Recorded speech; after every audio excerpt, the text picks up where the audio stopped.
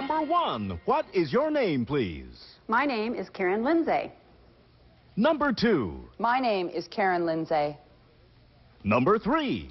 My name is Karen Lindsay. Only one of these people is the real Karen Lindsay, and is the only one sworn to tell the truth.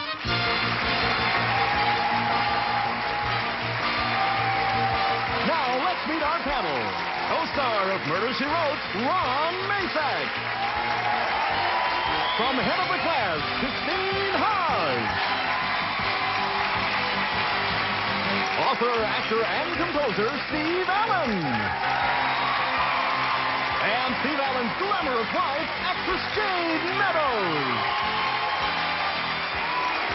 Here's the host of To Tell the Truth, Gordon Elliott.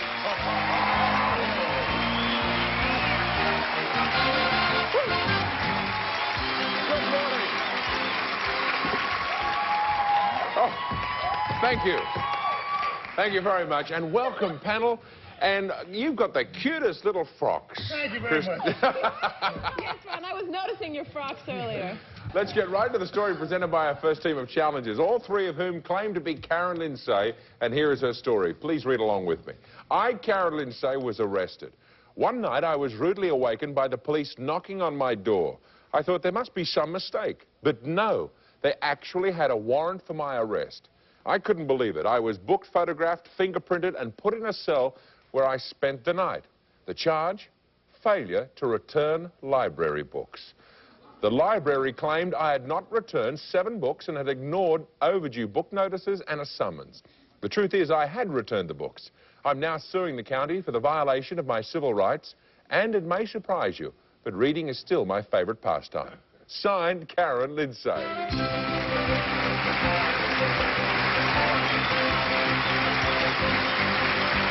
Welcome, ladies, and good luck. And we'll find out more about this lady who really had the book thrown at her right after this commercial break. Welcome back to Tell the Truth. All right, panel, these 3 people all claim to be Karen Lindsay. Let's start the questioning on the lady who was thrown into jail for overdue library books with Jane Meadows. Karen, number 1, how many books were you supposedly owing the library? They said 7. Karen, number 2, how much would that mean that you owed them? They claimed I owed fines of $149.36. And they were going to arrest you for that? Yes, ma'am. My word. And Karen, number 3, could you give me the names of at least 3 of these books? A Cry to Heaven, Wild Animals, If I'm So Wonderful, Why Am I Still Single? And in jail. Yes. Steve, we'll move along. When you spent, number 1, when you spent the night in jail, what other kinds of people were occupying the premises with you? Well, in my cell, I was accompanied by 2 prostitutes and a lady that had been picked up for shoplifting. I have all their albums. What a great group. Number 2, how old were you when you first realized you loved to read? I started reading early, about the age of 6. So it stayed important to you. And what books were they reading in jail, these prostitutes and shoplifters? We'll get back to that. Christine. Number 3, what are you suing the county for? Oh, it's just a suit in federal court. The law says you must receive notice of an appearance in court. A notice was never received, and they arrested me on a bench warrant. Number 2, how long before you were arrested had you actually returned the books? I had returned them when they were due. And number 1, have other people been... What is the sentence for not returning your books? It's a $1,000 fine or up to a year in jail. Oh, my. Ron Masak. I got to bring those books back. Number 1, what is the library saying about this? Are they saying it's a computer error? No. They still claim that the books are not there. You can return books, but you get no receipt. You just set them on the thing, and they take them in. And so it's just a matter of my word against theirs. Number 2, what did the officers say to you? Have they ever had anything like this before? Frankly, I think they were a little bit embarrassed when they told me what the actual complaint on the warrant was. And they said, I'm sorry, but we have to take you to jail. Number 3, it said that they woke you up. I mean, obviously, it was very late. Wasn't this something that could wait till morning? I mean, you weren't running out. Why so late? Did they give you an explanation for waking you up? No, they did not. They didn't. Wow. So number one, you... It's amazing, isn't it? Like a police state. Time is up, panel. Time to vote for either number 1, number 2, or number 3. Our team of challengers will receive $500 for each incorrect vote with a guarantee of $1,000. And if the panel is fooled completely, the team will receive $3,000. And if you're ready to cast your ballots, we'll begin the voting with Jane Meadows. This time I feel that I am fooled, but I will eliminate 3 because you had difficulty, I thought, thinking of the titles.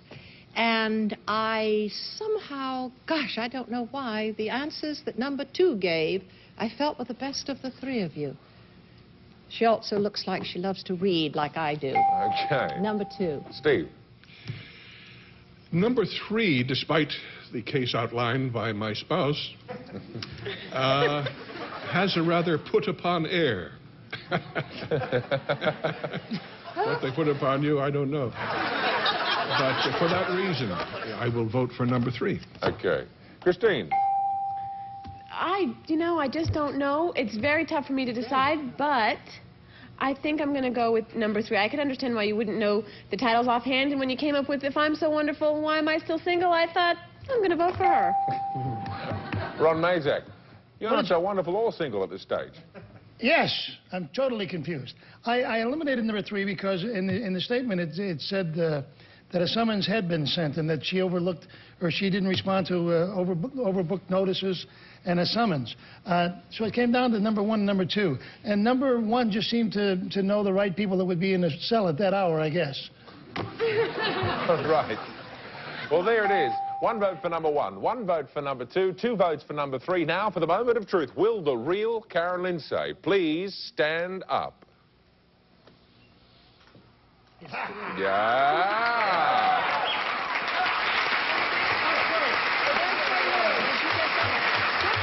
But tell me, Karen, the question I think it was Ron had asked was, why did they arrest you at 1 in the morning for library? It was actually 10:30 at night, but I was in bed asleep, and the question has never been answered to my satisfaction. And what amount are you suing them for?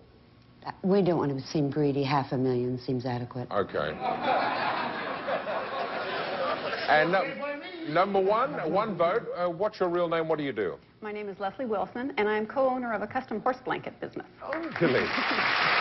Number 2, your real name and occupation. My name is Jamie Harrison, and I'm a full-time wife and mother. Good on you. Well, your team had 2 incorrect votes at $500 a vote, so that means you'll receive $1,000. And thank you, all of you, for being with us today on To Tell the Truth. And we'll be back with an environmental cowboy right after this. You're back on To Tell the Truth. Let's meet our next team of challengers.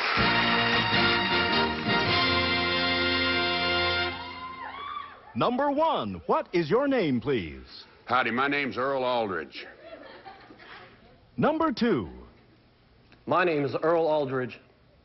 Number 3. My name is Earl Aldridge. All right, panel, it's up to you to locate and identify the real Earl Aldridge, and here is his story. If you'd like to read along with me. I, Earl Aldridge, am better known as Toxic Tex. For several years, I prowled the streets and alleys of my city, searching for environmental polluters and toxic outlaws. At first, I volunteered my services to help clean up the city. Then I became the official director of our hazardous materials program, a one-man task force. I hid in trash heaps, trees and sewers, lying in wait to catch corporate chemical polluters. When I caught a culprit in the act of dumping dangerous chemicals, I showed him my badge and he knew immediately he was under arrest. I've corralled more than 500 major violators of our city ordinances and had a 100% conviction record. Now I work on my own doing environment investigations. So watch out, you polluting polecats. Toxic Tex is on your trail. Signed, Earl Aldridge.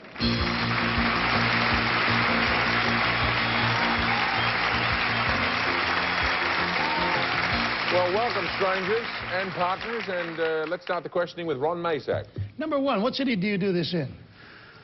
Chicago. Chicago. Number 2, what did you do before you were doing this?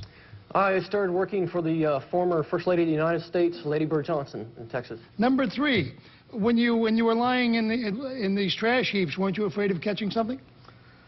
Yes, but it had to be done. Did you wear protection? Sometimes. Now, number one is from Chicago. Number two is from Texas. Number three, where are you from? Jersey City, New Jersey is where I worked. Who pays you to do this now? Now, mainly clients, people who want work done, look into it. So number two, it's big corporations you're going after and not every man, right? Yes, sir. Petrochemical companies. Chemical companies. What's Christine, your question. Number 2, where did your concern for the environment first develop? Well, Lady Bird Johnson's, one of her big things was the beautification of America, and I was handpicked out of that committee to be a part of a program out in San Antonio, Texas called the Hazardous Material Task Force. Okay, number 1, what does your badge say? It says Environmental Hazardous Material Director, actually. Number 3, you became the director of our Environmental Task Services. Who is our, the Hazardous Material Program? Who are they? Jersey City's hazmat program under their Department of Engineering. Number 2. Moving along to Steve. Whichever one turns out to be toxic, Tex has my, and all of us, I'm sure, great admiration, yes. As I also admire your brothers, Mucky Max and Sleazy Slim. But no, these three men have done a lot of great work. What was the last sewer you hid out in, number 1? That was on the outer drive by the Edgewater Beach Hotel. I put 2 of them pollutant polecats right in the slammer. And polecats are pretty big offenders themselves, come to think of it. Have there ever been... Sorry, Steve. Number 1, what would you consider the most dangerous chemical that's in the atmosphere? Well, ma'am, that's hard to say. There's phosgene. That's one of the bad ones. Chromium, cyanide, phosgene.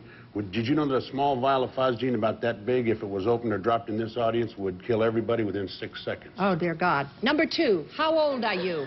I'm 28. You're 28? Yes, ma'am. And how old were you when you started this for Lady Bird Johnson? I started when I was 20, and then I jumped to the Committee of Hazardous Waste Task Force in 22. Okay, and number 3, you say in New Jersey, what would have been the number 1 place that you would hide? You said you hid in trees? Yes, ma'am. You didn't have difficulty? You're a large man, hiding in a tree. And when you went down in the sewer, weren't you in water? Yes. What would you wear? Usually rubber boots and a wetsuit. And a wetsuit. Time's up, panel. Time to vote for either number 1, number 2, or number 3. Our team of challengers will receive $500 for each incorrect vote with a guarantee of $1,000. And if the panel is filled completely, they'll receive $3,000. And if you're ready to vote, we'll begin casting our ballots with Ron. Well, this is going to make absolutely no sense at all. Because number 1's from Chicago, number 3 works in New Jersey, and number 2's from Texas, and it's called Toxic Tex. So obviously you don't take Toxic Chicago and Toxic New Jersey. All right. See? So I obviously eliminated number 2 because Lady Bird Johnson, because the same reason, they're 28 years old. I mean, Lady Bird was... Number 1 knew where the Edgewater Beach Hotel was, so I didn't vote for him because he knew that. So I voted for number 3. All righty. All around the world for a dime. That's it. Christine. Me, oh my. I'm rather confused, but the Lady Bird Johnson and the youth of this young gentleman threw me a bit. Number 3 was a bit insecure as to his hiding places, and I could see why they would call a man who looked like a Texan in Chicago Toxic Tex. So I went with number 1. Okay, Steve.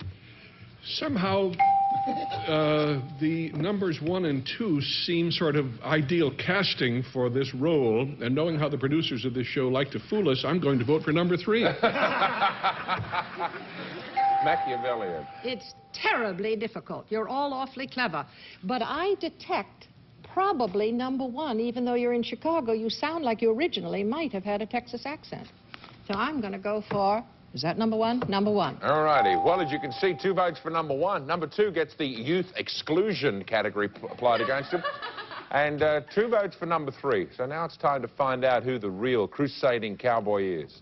Will the real Earl Aldridge please stand up? There you go. You got it. Ron and Steve. Can I ask you... have there been any effects on your health given the closeness to some of these chemicals? Yes. That's the reason I'm not in New Jersey now. I had to leave the job with Jersey City because of chromium poisoning. Why? With chromium poisoning? So what has that given you? What? Liver problems, general health problems. You sacrificed a great deal. Yes, I did. Okay. You're a great man. Thank you.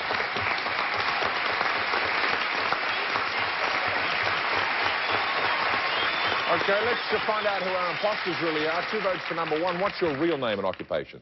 My name's Jay York. I'm a semi-retired professional wrestler, and I teach wrestling at Slammer's Gym in Sun Valley.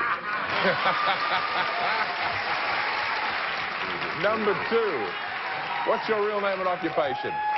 My name is Bill Hodges, and I manage a health food store. Okay, good on you, Bill. Well, there were 2 incorrect votes at $500 a vote, so your team will receive $1,000. But thank you very much, all of you, for being with us today and to tell the truth. You've done a great job. Thank you. Good on you, Tex. We'll be back to play one-on-one with someone from our studio audience right after this. Welcome back. Now it's time to play one-on-one with someone from our studio audience. Burton, who do you have for us today? Well, Gordon, please meet Melissa Ferguson from Tamarack, Florida. Hello, Melissa. Hello, Gordon. Now, here's your chance to play one-on-one. I want you to meet a gentleman with 2 stories, Harvey Phillips. Welcome, Harvey. Now, Melissa, Harvey is going to tell you 2 stories, only one of which is the truth. If you can spot that true story, you'll win $500. Harvey, what's your first story? I am known as Mr. Tuba, USA. I am one of the first musicians in the world to play Mozart and Bach on the tuba. Now, that may or may not be the truth, Melissa. Let's listen to Harvey's second story. As a boy, I always loved the circus. So I decided to buy one. I am now the new owner of the Ringling Brothers and Barnum and Bailey Circus. Well, panel, to help Melissa win that $500, you'll ask one question about each of those stories. We'll start with story number 1, Mr. Tuba, Jane. Harvey, why is it that there aren't a lot of tuba players playing Mozart and Bach? Because the tuba didn't exist in the days of Bach and Mozart. Steve. Mr. Phillips, what is the difference between a tuba and a sousaphone? The sousaphone is carried on the shoulder. It's an invention of John Philip Sousa. And the tuba? Is not. Is not. About how much does a tuba weigh? A large orchestral tuba will weigh as much as 22 pounds. And Ron? Does a tuba have a spit valve? Yes. It's rather an unfortunate question, Ron. Okay, now you've heard Harvey's first story. Now story number 2, that of the circus owner, Jane again. Who is Emmett Kelly? Emmett Kelly was the greatest tramp clown of all time. Indeed. Steve. Roughly how long ago was it that the Ringling Brothers and the Barnum and Bailey group got together? Ringling Brothers bought Barnum and Bailey in 1919. Thank you. Christine. Oh, what's your favorite act in the circus? Well, Gunther Gebel Williams, of course. Ron. Who is Antonio Tangi? I never heard of him. Good answer. Yeah. Okay, you've heard the cross-examination, Melissa. Is Harvey Mr. Tuba USA, or does he own the circus? Well, after listening to both of the sides, it's very hard to determine, but I would say Mr. Tuba USA. Okay, now if you're right, you win $500. Harvey, what's your true story? To tell the truth, I am Mr. Tuba USA. Good on you, Melissa. You have won $500. Congratulations, and thanks for playing one-on-one. Thank you. And when we come back, we'll see Mr. Tuba play a little something from his repertoire. Don't you leave us. Now, here's Mr. Tuba USA with a musical Mozart interlude. Take it away.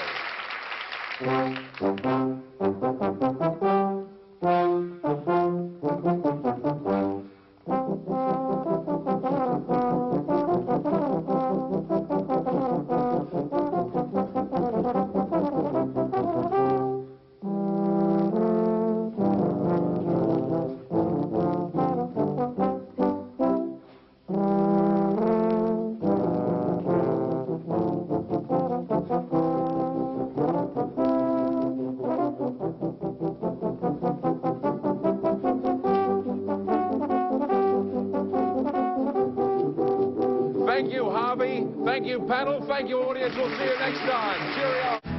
How far would you go to win Olympic gold? Nothing would stop Tanya Harding. Nothing. How far to win an election? I will support the Constitution of the United States. How far to win the trial of the century? If it doesn't fit, you must acquit. Anything to win. The new documentary series about people who refuse to lose. This week, the Arnold Schwarzenegger story. He's an adulation junkie. He was always Arnold. He was always the king. Anything to win. Tomorrow at 9, 8 Central, only on GSN. Spell. With speed. Beat the clock. If you quick. House. Rocks. It's Beats. Opera. And it's beat. bingo. Every night. The game. It's the lingo. It's Word Game Heaven tonight at 7, only on GSN.